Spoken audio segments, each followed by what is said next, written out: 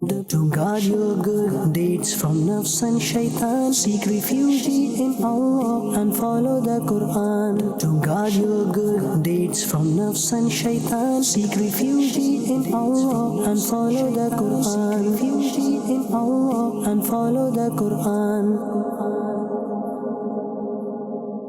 Alhamdulillahi Rabbil Alameen Wassalatu wassalamu ala Sayyidil Anbiya'i wal Mursaleen Amma ba'd fa'a'udhu billahi minash shaitanir rajeem Bismillahir Rahmanir Rahim Salatu wassalamu alayka ya Rasulallah wa ala alika wa ashabika ya Habiballah As-salatu wassalamu alayka ya Nabijallah wa ala alika wa ashabika ya Noorallah. My dear viewers of Madani Channel, Assalamu alaikum wa rahmatullahi wa barakatuh. Once again, we welcome you to our program, The Protection of Good Deeds. Alhamdulillah Azza wa Jal, we are present here today with another topic. In our previous episode, we heard about 3 actions that destroy good deeds: visiting an astrologer, delaying Sunnah Salah after Fard Salah, and crossing in front of a Salah performer. Before discussing another action that devours good deeds, let's listen to the excellence of Durood. Sayyidina Abdul Rahman bin Auf radiyallahu anhu narrates that once the Holy Prophet ﷺ came out, so I followed him. He ﷺ entered an orchard and performed prostration. He ﷺ prolonged the prostration so much that I feared that Allah Almighty might have seized his blessed soul. Hence I got close to him and saw him carefully. When the Holy Prophet ﷺ raised his blessed head, he said, "O Abdul Rahman, what happened?" I related what I thought of.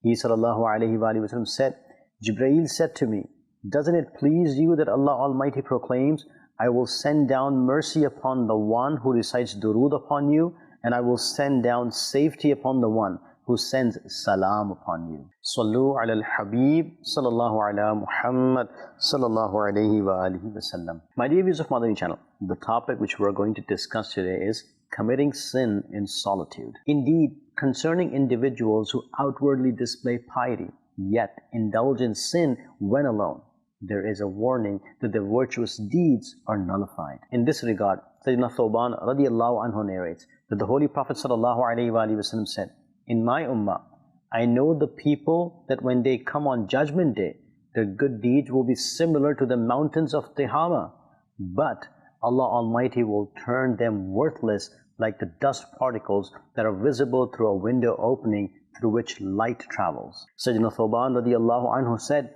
"Ya Rasulullah sallallahu alayhi wa sallam, please describe the clear condition of those people so that we would not join such people while we are aware of it." The Holy Prophet sallallahu alayhi wa sallam said, "They will be your brothers and compatriots. They will perform worships on the night as you do, but they will commit evil actions in solitude." In this hadith, sinning in solitude is declared a cause of the destruction of good deeds. Some people commit sins publicly as well as in solitude. In ahadith, there's a warning, there's a caution, especially for those who are apparently worshippers but sinners in solitude. Allah Almighty will remove good deeds of such people like scattered dust particles, because they will not perform the good deeds sincerely for Allah Almighty. Rather, they will be for people. Had their good deeds been purely for Allah Almighty, they would not have committed sins in solitude either. They would have feared Allah Almighty and performed good deeds in solitude. On the contrary, they perform good deeds before others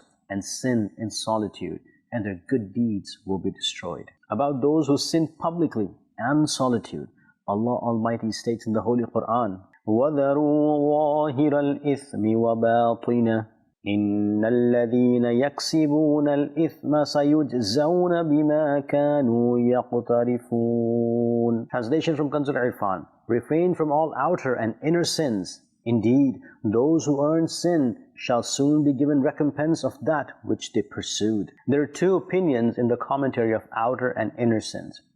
Outer sin means that the sins that are committed publicly or in a crowd, and inner sins means that sins that are committed secretly. The second opinion is, outer sins mean that the sins that are committed through physical limbs, and inner sins mean that sins that are committed through the heart. For example, jealousy, arrogance, showing off, grudges, bad assumption, and liking evil actions, etc. The summary is that in this verse, we are commanded to refrain from all sorts of sins, whether a sin is related to the body or heart, or intention, or it is committed publicly or secretly. My dear viewers of Madani Channel, apparently remaining pious and committing sins secretly is not taqwa, rather it is to show off. Amirul Mu'mineen Sayyidina Ali radiallahu anhu stated that one of the signs of the show off is that when he is in solitude, he shows laziness in good deeds, and when he is in public, he shows efficiency. My dear viewers of Madani Channel, taqwa entails both external and inner selves being conscious of Allah Almighty, fearing Him in every circumstances. Those who are seen performing good deeds in public but are audacious to sin in solitude will be in extreme bad condition in the hereafter. Sayyidina Adi bin Hatim radiallahu anhu narrates that the Holy Prophet sallallahu alaihi wasallam said, on Judgment Day, some people will be ordered to be taken to paradise. When they get close to paradise, smell the fragrance of paradise, and see its palaces and bounties prepared for the people of paradise, it will be called, turn them back from paradise, because there is nothing for them in paradise. Hearing this call, they will return as regretfully as nobody will have returned before them. And they will say, O Lord Azza wa Jal, had you thrown us into hell before you showed us your reward and the bounties prepared for your awliya, it would have been easier for us. Allah Almighty will say, I intentionally did this to you, and its reason is that when you used to be in solitude, you would commit major sins and declare war against me. And when you used to meet people, you would meet them humbly. You used to show people the condition which you did not have in your hearts for me. You used to fear people, but would not fear me. You used to respect people, but would not respect me. You used to give up evil actions because of people, but would not give up evil for me. Today, in addition to depriving you of my reward, I will make you taste my punishment as well. My dear viewers of Madani Channel, we heard that good deeds of those who commit sin in solitude are destroyed on Judgment Day. They will be shown paradise, but will be thrown into hell in a regretful condition. We seek peace and safety from Allah Almighty.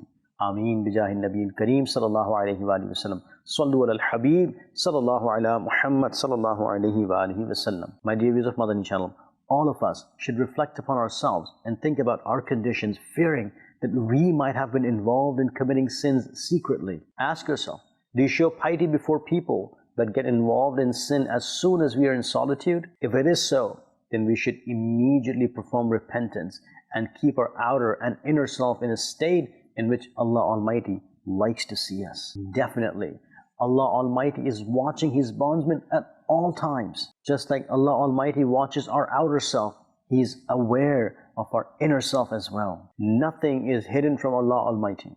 And when everything is in the knowledge of Allah Almighty, why does a person commit sin secretly? Does he not think about the fact that the one who watches him performing good deeds is also watching him sinning? This is what Sayyiduna Luqman rahmatullahi alayhi advised his son, which is mentioned in the Holy Quran as well. It is stated in the Holy Quran, Ya bunayya innaha in taku mithqala habbatin min khardalin fatakun fi sakhratin aw fi samawati aw fil ardi ya'ti biha Allah. Inna Allah latifun khabir. Translation from Kanzul Irfan. O my son, if evil is the equivalent of a mustard seed in a rock, or in the heavens, or in the earth, Allah will bring it forth. He knows of every detail. He is most aware. It means that Sayyidina Luqman rahmatullahi alayhi said to his son, if evil is equal to a small particle and in any place, and however hidden that place is, for example, it is the rock, heavens or the earth, it cannot be hidden from Allah Almighty. Allah Almighty will disclose it on Judgment Day and will hold the person accountable for it. Indeed, Allah Almighty knows every detail and He is aware of it. His knowledge encompasses everything, and the one who recognizes this greatness of Allah Almighty will certainly fear to commit evil. My dear viewers of Madani Channel, what defines true brilliance? Is it when someone refrains from sinning in front of others? While abstaining from public sins is crucial and commendable, the essence of brilliance lies in a person's ability to resist sin while being alone. True brilliance is exhibited when, despite being alone, despite being in solitude and having the opportunity to sin, one chooses to abstain out of fear and reverence for Allah Almighty. and out of sense of shame in His presence. The rationale behind this lies in the fact that individuals typically refrain from public sinning due to their fear of reproach and admonishment from others, as well as natural sense of modesty that deters them from committing such acts in front of others. However, in solitude, when there is no fear of judgment or condemnation from fellow beings, and where natural modesty tends to wane, the temptation to sin becomes stronger. Despite this moment of opportunity, choosing to abstain from sin solely because of Allah Almighty's presence and watchfulness exemplifies true brilliance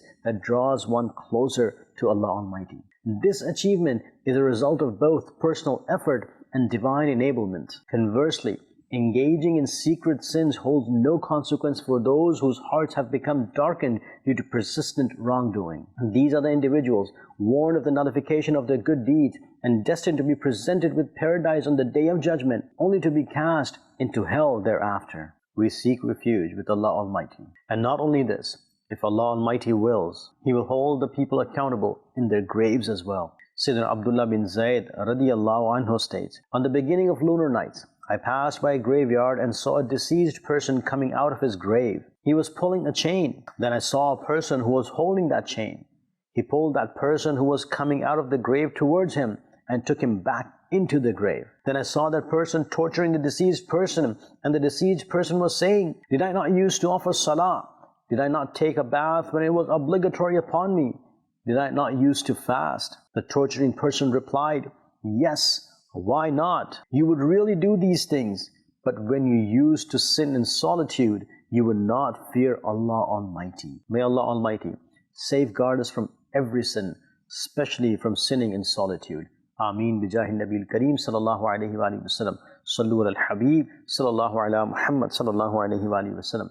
My dear viewers of Madani Channel, no doubt a person's taqwa is tested in solitude, and we come to know that how sincere the person is to his Lord. As this time is passing, new mischiefs are increasing. At present, internet and social media are prevalent. There would hardly be a house in which there is no internet. Today, the total population of the world is about 8 billion people, and more than half of it, meaning nearly 5 billion people, are social media users. Our good and evil actions can increase because of social media as well. Especially in solitude, the risk of misuse increases. Obviously, when there are benefits of social media, the disadvantages are not hidden from anyone. Mostly today, the young generation uses social media for obscenities and vulgarities. Some people, whether in the company of others or in solitude, engage in sins without any shame. They feel no shame in listening to songs on social media, watching indecent dances of shameless women,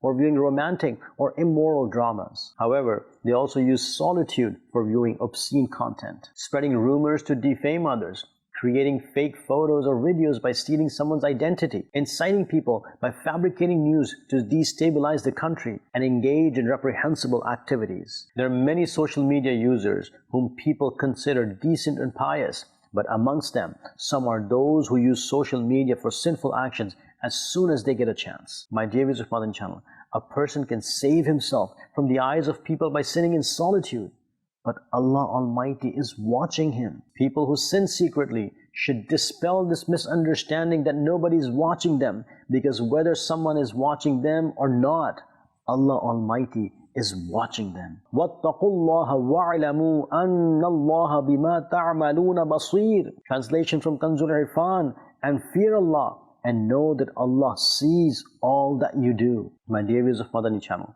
when Allah Almighty is aware of every action of ours, we should always refrain from sinning in public as well as in solitude, and should make up our mindset to perform good deeds. Just like we hide our sins, I wish we would begin to hide our good deeds. How odd it is that a person secretly commits the action that are prohibited for him and wants to reveal the good deeds which he is commanded to hide. But it does not mean that a person should reveal his sins as well. There is nothing like this at all. In fact, revealing a sin is also a sin because it is listed under boldness to sin. Sins should not be revealed at all. It is mentioned in Fatawa Shami, revealing a sin is also a sin. Just like we hide our sins, we should hide our good deeds as well. And just like we try to be apparently pious, we should remain pious in solitude as well. Solitude poses a challenge for the sinner as they often commit sins boldly when alone. On the contrary, solitude, meaning being alone, is a blessing for the righteous as they conceal their virtuous deeds within it, performing acts of goodness in secret. Just like our pious predecessors used to avoid sins, they were eager to perform good deeds in solitude. Sayyidina Abu Abdullah rahmatullahi alayhi states, I remained in the company of Sayyidina Abu Hassan rahmatullahi alayhi for more than 20 years, but apart from Jummah Salah and other faraid and wajibat, I could never see him offering even 2 rakat of nafil salah. He rahmatullahi alayhi would take a bowl of water, go to his room and lock the room. I could never know what he rahmatullahi alayhi would do in the room.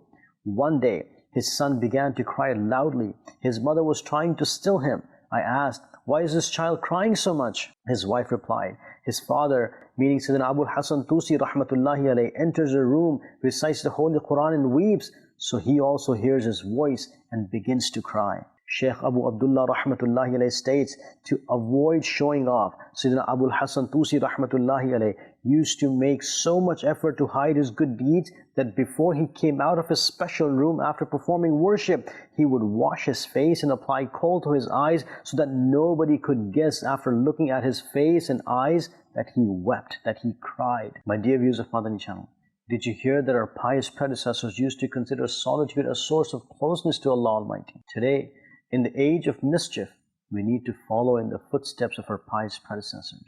Instead of wasting our solitude in useless and sinful actions, we can spend it in the remembrance of Allah Almighty and His Holy Prophet sallallahu alaihi wasallam. We need to evaluate our actions and make our solitude precious by contemplating the hereafter. May Allah Almighty enable us to act upon it. Ameen. Bijahi Nabil Kareem sallallahu alaihi wasallam. Sallu ala al-Habib sallallahu ala Muhammad sallallahu alaihi wasallam. To guard your good deeds from nafs and shaitan, seek refuge in Allah and follow the Quran. To guard your good deeds from nafs and shaitan, seek refuge in Allah and follow the Quran. Refuge in Allah and follow the Quran.